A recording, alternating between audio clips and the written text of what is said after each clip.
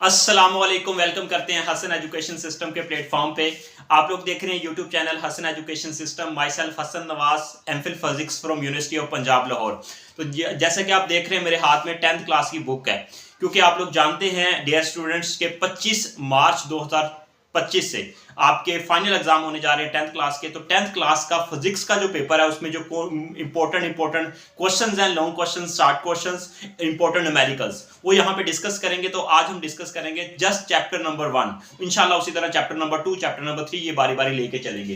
तो पंजाब बोर्ड के 10th class physics के इंपॉर्टेंट क्वेश्चन कौन कौन से हैं जो आपके एग्जाम में रिपीटेड क्वेश्चन जो अक्सर आ जाते हैं, तो ये क्वेश्चन इंपॉर्टेंट है, इनको आपने नोट डाउन कर लेना, अपनी बुक ओपन कर लें और साथ साथ मार्क करते जाए। तो इसमें देखेंगे पहला क्वेश्चन जो है वो आपका बुक का पेज नंबर 2 है। इसमें क्वेश्चन आ जाता है सिंपल हार्मोनिक मोशन को डिफाइन करें और इसके साथ प्रूव करें mass attached with a spring is SHM के मतलब स्प्रिंग के साथ एक मैस को अटैच किया हुआ है और उसकी जो मोशन होती है वो SHM होती है, सिंपल हार्मोनिक मोशन होती है। ये आपने प्रूव करना है, ठीक है। तो ये बेसिकली क्वेश्चन आ जाता है। तो आपने कितना करना है इसको, आपने इसको इस साइड पे यहाँ पे डायग्राम्स नजर आ रही होंगी, 3 स्प्रिंग बनाने हैं। इस तरह आपने 3 स्प्रिंग बनाएंगे और इसके साथ डेफिनेटली ये 3 स्प्रिंग बनाएंगे, ठीक है। और मैं यहाँ पे फिक्स है ये स्प्रिंग।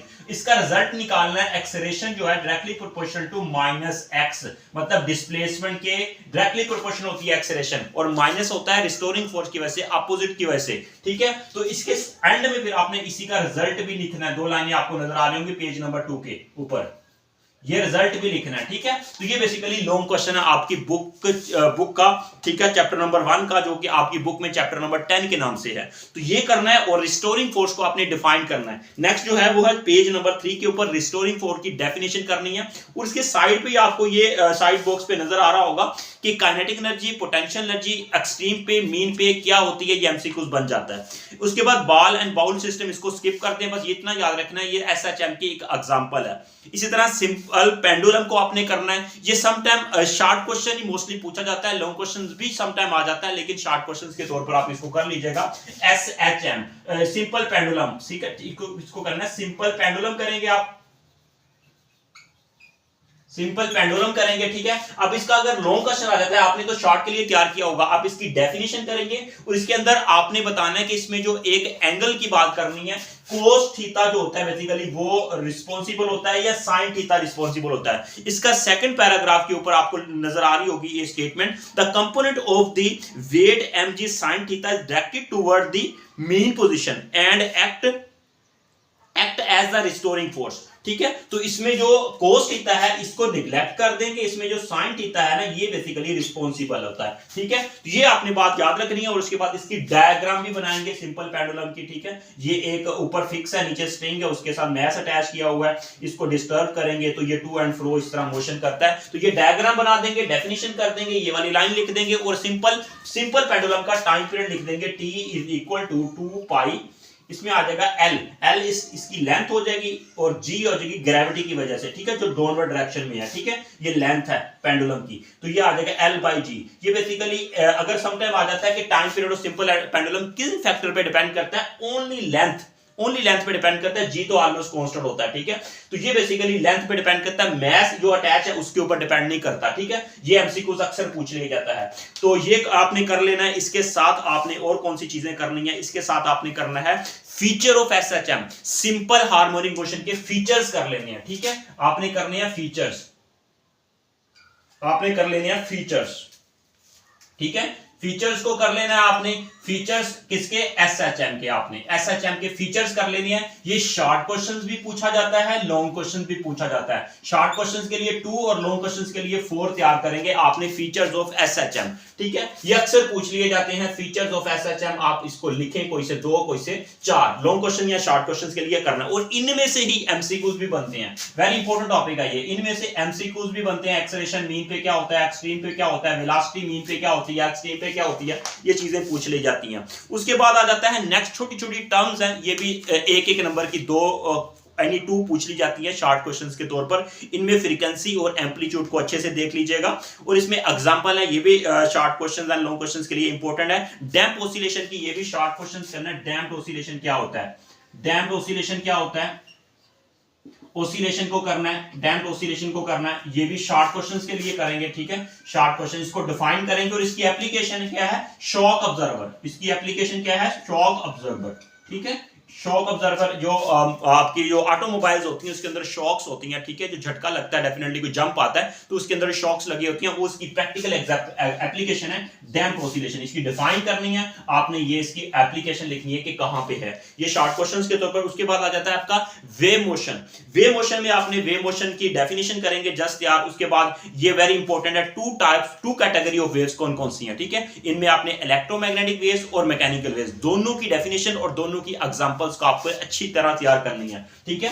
वेव्स वाला टॉपिक आपके लिए काफी इंपॉर्टेंट है। इसमें आपने mechanicals and electromagnetic waves, sometime ये एग्जामिनर इसकी एग्जांपल ही पूछ लेता है कि right two example of electromagnetic waves, EMW भी पूछ लिया था, इलेक्ट्रोमैग्नेटिक वेव्स। और मैकेनिकल वेव्स जिसमें मीडियम रिक्वायर्ड होता है, और इलेक्ट्रोमैग्नेटिक वेव जिसमें मीडियम रिक्वायर्ड नहीं होता प्रोपिगेशन होने के लिए, ठीक है। तो ये चीजें हैं। उसके बाद टाइप ऑफ, उसके बाद मैकेनिकल्स की आगे फर्दर टाइप्स हैं, 2 टाइप्स हैं, लॉन्गिट्यूडल ट्रांसफर वेव्स। ये मैकेनिकल्स की आगे टाइप्स हैं। मैकेनिकल वेव्स की जो टाइप्स है ना, ये आपने करना है इसको अच्छे से लॉन्ग क्वेश्चंस के तौर पर, ठीक है। मैकेनिकल वेव्स जो है ना, इनको आपने लॉन्ग क्वेश्चंस के तौर पे करना है आपने। Longitudinal waves and transfer waves, very important topic है ये, ठीक है। अच्छे से करना है, ये लॉन्ग क्वेश्चन आता ही आता है, ठीक है। इसमें एग्जांपल्स भी करनी है और इसमें आपने ये मैकेनिकल वेव्स की डिफाइन भी करनी है, ठीक है। और उसमें कंप्रेशन, रेफ्रैक्शन आ जाता है। उसके बाद फिर आपने ये सिल्क स्प्रिंग वाला और ये इसमें आपने इसको एक्सप्लेन करना है। उसके बाद आ जाता है waves carriers as carrier of energy. Waves जो है ना वो एनर्जी को कैरी करती हैं, ठीक है। वेव्स में क्या होता है कि वेव्स एनर्जी को कैरी करती हैं, ये वेरी वेरी इंपॉर्टेंट टॉपिक है। ये लॉन्ग क्वेश्चंस करना है आपने, ये मेरा फेवरेट क्वेश्चन है, ठीक है। वेव्स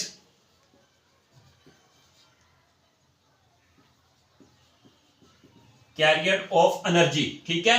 वेव जो होती हैं ये मोमेंटम और एनर्जी को कैरी करती हैं, इंपॉर्टेंट क्वेश्चन है ये,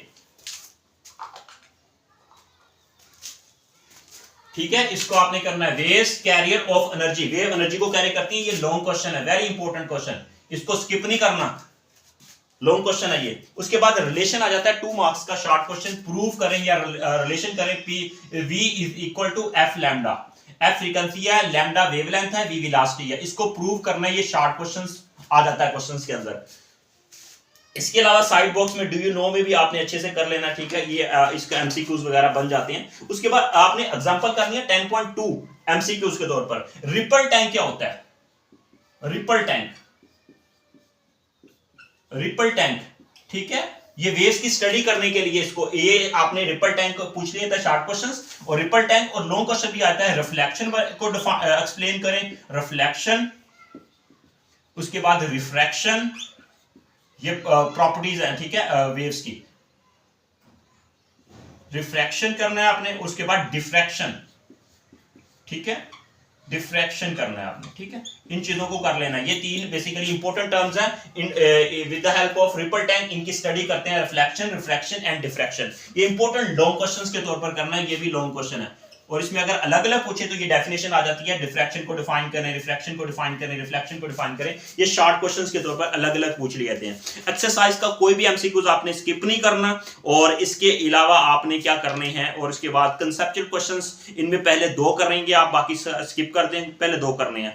एमसीक्यू सारे कर लेने हैं। और न्यूमेरिकल की बात करें, इसमें लास्ट वाला न्यूमेरिकल करना है 10.9, 10.10 करना है। उसके बाद आपने 10.4, 10.5, और ये न्यूमेरिकल इंपॉर्टेंट है 10.4, 10.5, उसके अलावा 10.6, और उसके बाद आप कर लेंगे 10.9 और 10.10। ये इंपॉर्टेंट न्यूमेरिकल्स हैं और इनको करें। अल्लाह ताला सबको कामयाब करें। बेटा कोशिश करें। ये पहला चैप्टर था, इंशाल्लाह नेक्स्ट चैप्टर नंबर 2 में मिलेंगे। All the best, take care.